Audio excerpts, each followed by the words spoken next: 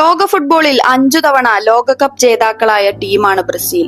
മറ്റൊരു ടീമിനും അവകാശപ്പെടാനില്ലാത്ത ഈ പാരമ്പര്യവും അപ്രമാദിത്വവും പേറുന്ന അതേ ടീമാണ് ചരിത്രത്തിന്റെ മറ്റൊരു ദിശാസന്ധിയിൽ ലോകകപ്പ് യോഗ്യതയ്ക്ക് വേണ്ടി ഇപ്പോൾ പെടാപ്പാട് പെടുന്നത്.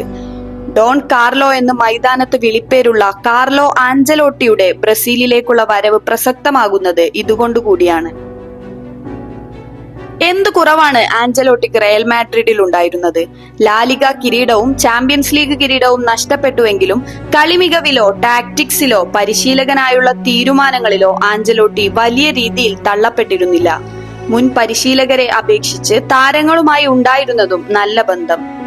അതിനപ്പുറം നീണ്ട 10 വർഷത്തെ ഇടവേളയ്ക്ക് ശേഷം റയലിനെ ചാമ്പ്യൻസ് ലീഗ് കിരീട ജേതാക്കളാക്കിയതു മുതൽ 15ഓളം കിരീടങ്ങൾ ലോസ് ബ്ലാങ്കോസിന് നേടിക്കൊടുത്തതുമാണ് ആഞ്ചലോട്ടി. എന്നാൽ റയലിലോ ക്ലബ് ഫുട്ബോളിലോ തനിക്ക് കാര്യമായി ഇനി തെളിയിക്കാനില്ലെന്ന് ആഞ്ചലോട്ടി തീരുമാനിക്കുന്നിടത്താണ് തീർത്തും അപരിചിതമായ ലാറ്റിൻ അമേരിക്കൻ കാൽപന്ത് കാലാവസ്ഥയിലേക്ക് അദ്ദേഹം സ്വയം എടുത്തെറിയപ്പെടുന്നത്. എന്നും ചലഞ്ചുകളെ ഇഷ്ടപ്പെട്ടിരുന്ന, പരീക്ഷണങ്ങൾക്ക് സ്വയം നിന്നുകൊടുത്തിരുന്ന ആഞ്ചലോട്ടി അന്താരാഷ്ട്ര ഫുട്ബോളിൽ ഒരു ലോക കിരീടം സ്വപ്നം കാണുന്നു. ആഞ്ചലോട്ടിയുടെ ആ അടങ്ങാത്ത അഭിനിവേശത്തിലും ടൈറ്റിൽ ട്രാക്കിലും പ്രതീക്ഷ അർപ്പിക്കുകയാണ് ബ്രസീൽ ടീമും അവരുടെ ആരാധകരും ചെയ്തത്. പരിശീലകർക്ക് പഞ്ഞമില്ലാത്ത സൈനിങ് മാർക്കറ്റിൽ കാർലോക്ക് വേണ്ടി 1 വർഷം വരെ ബ്രസീൽ ഫുട്ബോൾ ഫെഡറേഷൻ കാത്തിരുന്നതും അതുകൊണ്ടാണ്. സമീപകാലത്തായി ബ്രസീൽ ടീം നേരിട്ടിരുന്ന പ്രധാന പ്രശ്നമായിരുന്നു കോൺഫിഡൻസ് ഇല്ലായ്മ. പല കളികളും കൈവിട്ടത് കളിയുടെ അവസാന മിനിറ്റുകളിലോ അല്ലെങ്കിൽ അതും കഴിഞ്ഞുള്ള അധിക സമയത്തോ ആയിരുന്നു.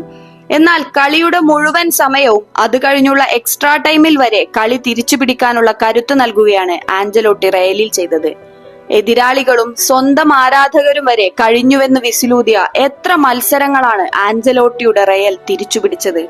സമ്മർദ്ദങ്ങളൊന്നുമില്ലാതെ മറ്റ് പരിശീലകരിൽ നിന്ന് വ്യത്യസ്തമായി ഡെഗൌട്ടിൽ ചൂയിംഗം ചവച്ചിരിക്കുന്നതും ഒടുവിൽ തന്റെ കുട്ടികൾ കളി തിരിച്ചുപിടിക്കുമ്പോൾ ആവേശാരവങ്ങൾ ഒരുപാട് കാണിക്കാതെ ശാന്തനായി നിൽക്കുന്ന കാർലോ എന്നും വിസ്മയ കാഴ്ചയാണ്. ആ കാഴ്ച ബ്രസീലിലും കാണാനായാൽ അത് കാനറികളുടെ ഉയർത്തെഴുന്നേൽപ്പാകും. സാമ്പാ താളത്തിന് സൗന്ദര്യത്തോടൊപ്പം വേഗതയും കൂടും. ഇതിനകം തന്നെ കാർലോ അതിനു വേണ്ടിയുള്ള പണികൾ തുടങ്ങിയെന്നാണ് റിപ്പോർട്ടുകൾ. കസമീറയെ തിരിച്ചുകൊണ്ടുവരുന്നതും കക്കയെ സഹപരിശീലക കുപ്പായമണിയിക്കുന്നതും അതിലെ ഒരു തുടക്കം മാത്രമാകും. ഏതായാലും യൂറോപ്പിലും ക്ലബ് ഫുട്ബോളിലും കിരീടം ഒരുപാട് ചൂടിയ കാർലോ മാജിക്കിന്റെ ബ്രസീൽ എഡിഷന് പ്രതീക്ഷയോടെ കാത്തിരിക്കാം.